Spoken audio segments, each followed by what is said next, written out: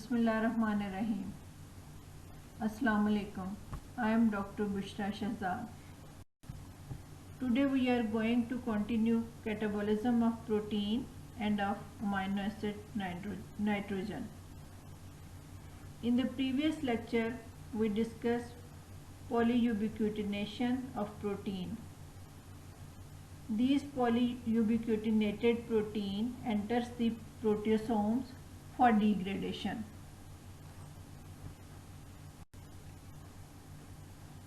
The proteasomes consist of a molecular cylindrical complex of proteins. These stacked rings of proteasome form a central pore that harbors the active sites of proteolytic enzymes. For degradation, a protein must first enter the central pore. Entry into the pore is regulated by two outer rings that recognize polyubiquitinated proteins.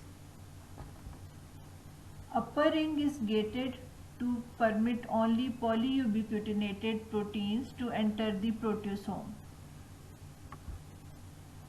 where immobilized internal proteases degrade them to peptides.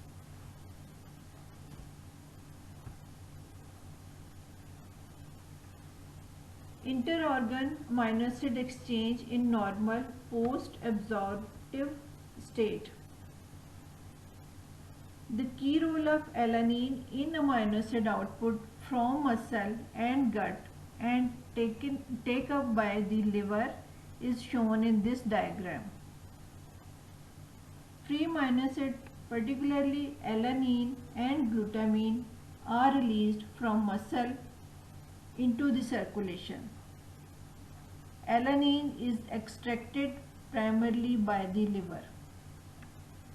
Glutamine is extracted by the gut and the kidney, both of which convert a significant portion of alanine. Glutamine also serves as a source of ammonia for excretion by the kidney. The kidney provides a major source of serine for uptake by peripheral tissues, including liver and muscle. Branch-chain amino acids, particularly valine, are released by muscle and taken up predominantly by the brain.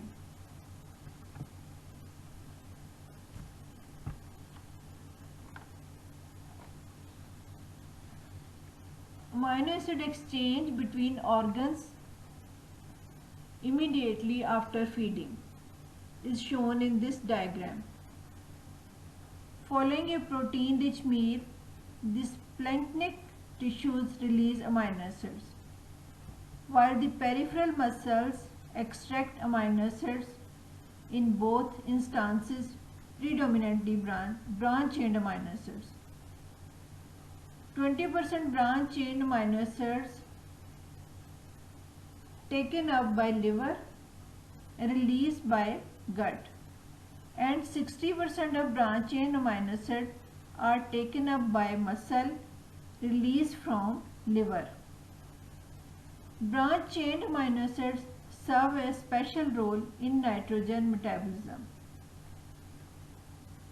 In the fasting state, they provide the brain with an energy source, and postprandially they are extracted predominantly by muscle, having been spared by the liver.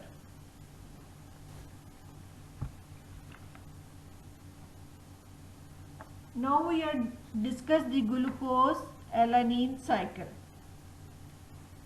Alanine is a key gluconeogenic amino acid. The rate of hepatic gluconeogenesis from alanine is far higher than from all other amino acids. The capacity of the liver for gluconeogenesis from alanine does not reach saturation until the alanine concentration reaches 20 to 30 times its normal physiological level.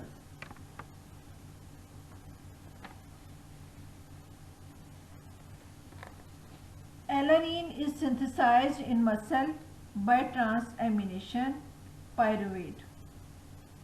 Transamination of pyruvate.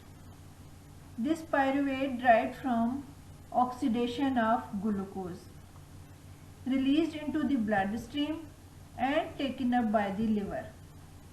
In the liver, the carbon skeleton of alanine is reconverted to glucose and released into the bloodstream, where it is available for uptake by muscle and resynthesis of alanine.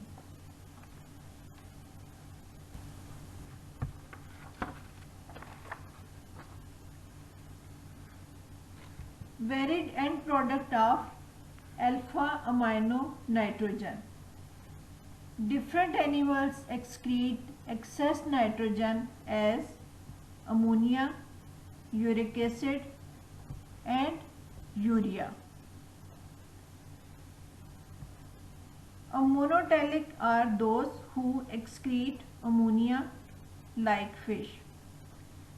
Uricotelic are those who excrete uric acid like birds. Ureotelic are those who excrete non-toxic urea as human.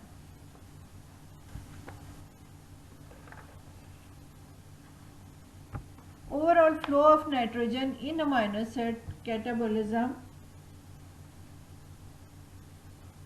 Transamination transfers alpha amino nitrogen to alpha ketoglutarate and forming glutamate.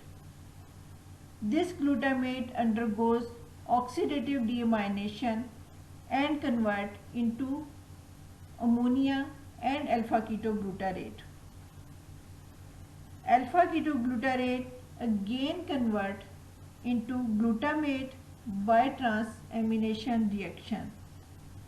This ammonia is converted to urea through urea cycle.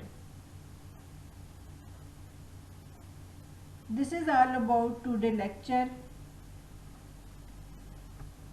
You may consult Harper and Lippincott. Thank you very much.